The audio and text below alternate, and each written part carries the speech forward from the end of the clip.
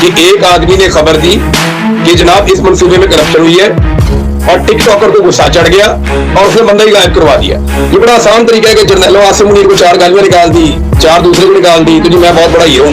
पाकिस्तान में इनके मुंह से चूं नहीं निकली कभी। इनकी ट्रेनिंग में ये है कि जब भी कोई इनके मफाद के खिलाफ जाए ये गद्दारी का फतवा लगाते हैं। ये चंदाखोर गिद्ध भी यही कर रहा है। नंबर 2, उनसे ही आप पूछिएगा कि उन्होंने गालम गलोच क्यों की। जो पंगा लेगा और जबरदस्ती लेगा तो मैं बुरे को उसके घर तक छोड़ के आऊंगा। मैंने नहीं स्पेयर करना, और मैं शरीफ आदमी हूं ही नहीं। मेरा ये क्लेम ही नहीं है कि मैं शरीफ आदमी हूं। मैं ये एजेंसियां पंजाब की एक टिकटॉकर के इशारे पर चल रही है। ये म्यार रह गया हमारे इदारों का, ये औकात रह गई हमारे इदारों की कि एक टिकटॉकर के इशारे के ऊपर या टिकटॉकर की करप्शन या एक गलत मंसूबे को बेनकाब करने वाले सहाफी को ये एजेंसियां उठा के गायब कर पुलिस नहीं करता है। तो पाकिस्तान की सरजमीन पे खड़े होके वो लोग जो वहां खड़े होके बोलते हैं वो खराजे तहसीन के लायक है। वहां बहुत मुश्किल है, कीमत अदा करनी पड़ती है। आपने की है, मुतीउल्लाह जान ने कीमत अदा की है, अभी असदूर ने की है, हमारे और बहुत सारे सहाफियों में मुकदमे हो रहे हैं। यार मेरी समझ में तो सिर्फ यही बात आई कि चंदा चाहिए, बस चंदा दे जाओ उन्होंने। और कुछ ना पाकिस्तान की फौज पाकिस्तान की कोई नेकी थोड़ी की है। ये ऐसे ऐसे बंदे हमें इंट्रोड्यूस करवा दिए कि बेड़ा ही गलत कर दिया पकड़ के। देखिए सहाफियों की तरबियत हुई हुई है। मुईद पीरजादा साहब बाहर है, बात करते हैं पता चलता है ना यार।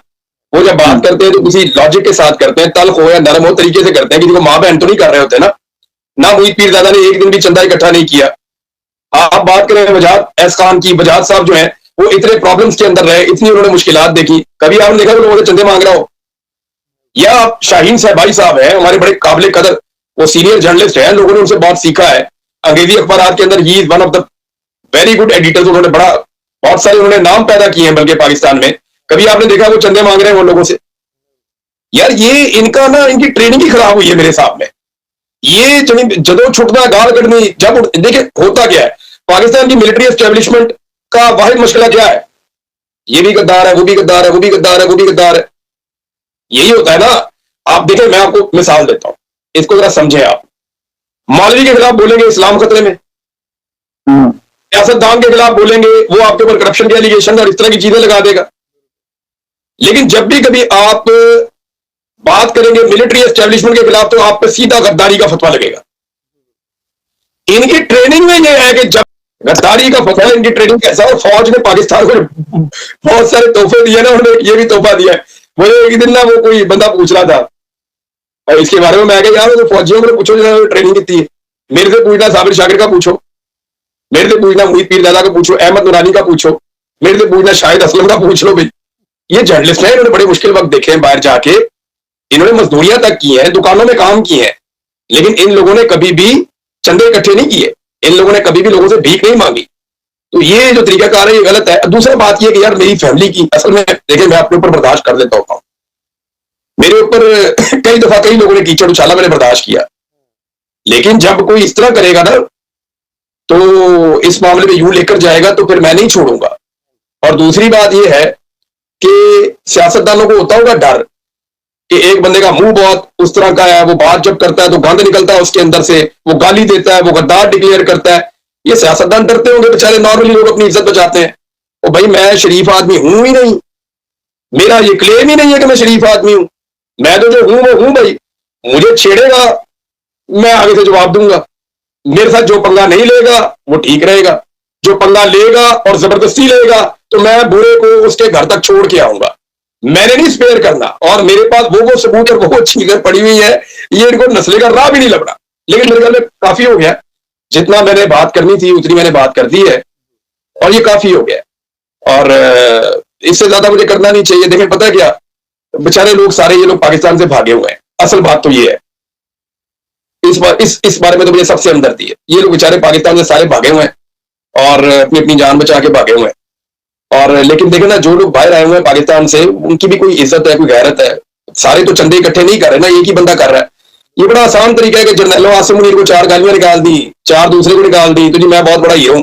पाकिस्तान में इनके मुंह से चूं नहीं निकली कभी। सुनी कभी? चक्कर ही कोई नहीं। ये बात बड़ा आसान है। अगर पाकिस्तान की सरजमीन पे खड़े होके वो लोग जो वहां खड़े होके बोलते हैं वो खराजे तहसीन के लायक है। वहां बहुत मुश्किल है, कीमत अदा करनी पड़ती है। आपने की है, मुतीउल्लाह जान ने कीमत अदा की है, अभी असदूर ने की है, हमारे और बहुत सारे सहाफियों में मुकदमे हो रहे हैं। सदीक जान को उठा के अंदर डाल दिया है।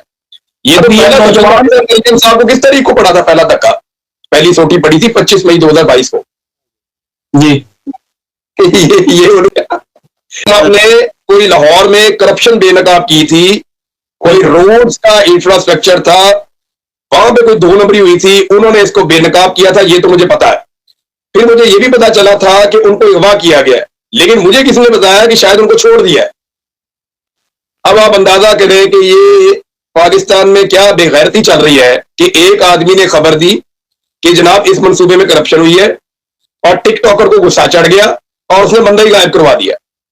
देखिए, पुलिस बंदा गायब नहीं करती होती, मेरी बात आप याद रखें, आईएसआई करती है या मिलिट्री इंटेलिजेंस करती है।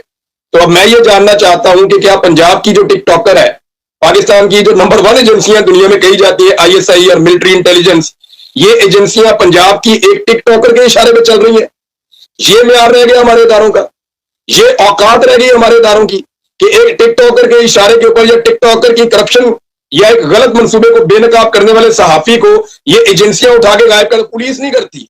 पुलिस बंदा गिरफ्तार करती है, जाके वो एफआईआर दे के सामने लाके खड़ा करती है, जी बंदा हमारे पास था। एफआईआर गिरफ्तार करती है, 24 घंटे से पहले एफआईआर डाल के वो जाके उधर पेश कर देते हैं अदालत में। एंटी करप्शन करती है तो वो भी अदालत में पेश कर देते हैं। ये सिर्फ 2 एजेंसियां जो बंदा गायब करके तो बंदा भूल जाती है, एक आईएसआई है, एक मिलिट्री इंटेलिजेंस है। ये लोग करते हैं। मैं आईएसआई के पास था, कुछ लोग ऐसे हैं जो गिरफ्तार हुए तो वो मिलिट्री इंटेलिजेंस के पास भी गए, उनको उन्होंने अपने कब्जे में रखा। तो मैं एक्चुअली आईएसआई के पास था 142 दिन, मुझे वही इन्वेस्टिगेट करते थे, वही मारते कूटते थे, वही मुझे मजबूर करते थे चीजें करने के लिए। तो ये जो टिकटॉकर के कंट्रोल में अगर ये एजेंसियां दे दी गई है, वो पाकिस्तान की सिक्योरिटी का फिर अल्लाह ही हाफिज है। तो आप अली अमीन गंडापुर से पूछिएगा कि उन्होंने मेरे पे क्या एहसान किया, नंबर 1, ये जरूर पूछिएगा आप। नंबर 1 पूछिएगा कि उन्होंने मेरे पे क्या एहसान किया। ये मत पूछिएगा कि इमरान रियाज ने क्या एहसान किया, ये ना पूछिएगा। आप सिर्फ ये पूछिएगा कि आपने इमरान रियाज पे कौन सा एहसान किया, कोई एक एहसान गिनवाए, नंबर 1 ये पूछिएगा। बतौर वजीर आला भी पूछिएगा कभी कोई एक एहसान। नंबर 2 उनसे ही आप पूछिएगा कि उन्होंने गालम गलोच क्यों की। अब गाली का जवाब मैं क्या दूं, आपने मेरे मुंह से कभी गाली नहीं सुनी होगी। मैं खासा बदतमीज आदमी हूं, बड़ा मुंह फटा आदमी हूं, लेकिन मैं गाली नहीं देता। आपने मेरे मुंह से गाली नहीं सुनी होगी, मैं किसी की ऐसे गालियां दे नहीं सकता, जुबान खराब करने वाली बात है। तो उसका मैं अब क्या जवाब दूं आपको। मुझे अफसोस हुआ, दुख हुआ उसका, मैंने राब्ता नहीं किया उसके साथ, और बल्कि 1-2 लोगों की तरफ से मेरे से राब्ता किया तो मैंने कहा यार मुझे कोई प्रॉब्लम नहीं है, जो जिसकी जैसा ज़र्फ है उसने वैसी बात की है। तो अगर आपको इसके बारे में जानना है तो जिसने ये किया उससे आप पूछें कि उसने ये क्यों किया। लेकिन जी जुल्फिकार जी भुट्टो ने जेल काटी है और इमरान खान ने जेल काटी है, बाकी जेलें जुलें कोई नहीं थी। बाकी तो इनको प्रोटोकॉल में रखा गया, बेहतरीन इनको प्रोटोकॉल फराम किए गए, इनको एसी लगे हुए थे, बड़े बड़े कमरे थे। वो कमरे अगर आप दिखाएं पाकिस्तान की आवाम को तो पाकिस्तान की आधी आबादी कहेगी हमें जेल में डाल दो, लेकिन ये वाली सहूलतें सारी हमें दे दो। मरियम नवाज को तो मैंने एक लॉकअप के अंदर लड़ते हुए देखा है, क्योंकि इन्होंने फोन छुपाया हुआ था तकिए के नीचे और खुद तकिए के ऊपर बैठ गई थी फोन छुपा के। तो वहां पे जो है वो एक रेड हुआ, 2 खवातीन आई, उन्होंने कहा जी वो आप फोन दे दें।